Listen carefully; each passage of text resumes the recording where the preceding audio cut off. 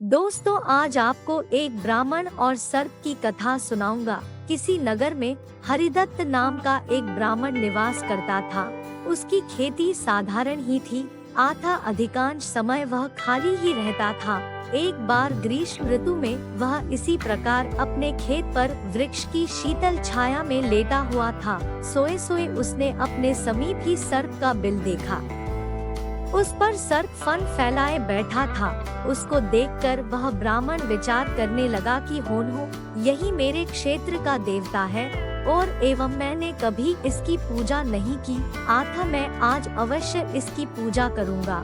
यह विचार मन में आते ही वह उठा और कहीं से जाकर दूध मांग लाया। उसे उसने एक मिट्टी के बर्तन में रखा और बिल के समीप जाकर बोला, हे क्षेत्रपाल, आज तक मुझे आपके विषय में मालूम नहीं था, इसलिए मैं किसी प्रकार की पूजा अर्चना नहीं कर पाया। आप मेरे इस अपराध को क्षमा कर मुझ पर कृपा कीजिए और मुझे धन धान्य से समृद्ध कीजिए। इस प्रकार प्रार्थना करके उसने उस दूध को वहीं पर रख दिया और फिर अपने घर को लौट गया। दूसरे दिन प्रातःकाल जब वह अपने खेत पर आया तो सर्वप्रथम उसी स्थान पर गया।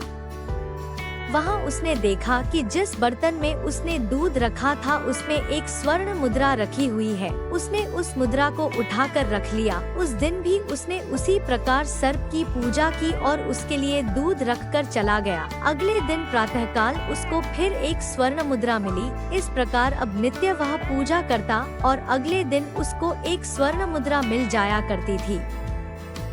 ऐसा करने से गरीब ब्राह्मण अब गरीब नहीं रहा। उसके पास भी उस सर्प की वजह से खूब धन इकट्ठा हो गया था। कुछ दिनों बाद उसको किसी कार्य से अन्य ग्राम में जाना पड़ा। उसने अपने पुत्र को उस स्थान पर दूध रखने का निर्देश दिया।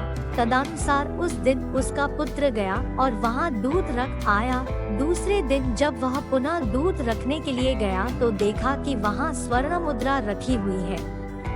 उसने उस मुद्रा को उठा लिया और वह मन ही मन सोचने लगा कि निश्चित ही इस बिल के अंदर स्वर्ण मुद्राओं का भंडार है। मन में यह विचार आते ही उसने निश्चय किया कि बिल को खोदकर सारी मुद्राएं ले ली जाएं। सर्प का भय था, किंतु जब दूध पीने के लिए सर्प बाहर निकला तो उसने उसके सिर पर लाठी का प्रहार किया। इससे सर्प तो मरा नहीं और इस प्रहार से क्रुद्ध होकर उसने ब्राह्मण पुत्र को अपने विष भरे दांतों से काटा कि उसकी तत्काल मृत्यु हो गई। उसके संबंधियों ने उस लड़के को वहीं उसी खेत पर जला दिया। सीख, लालच का फल कभी मीठा नहीं होता है।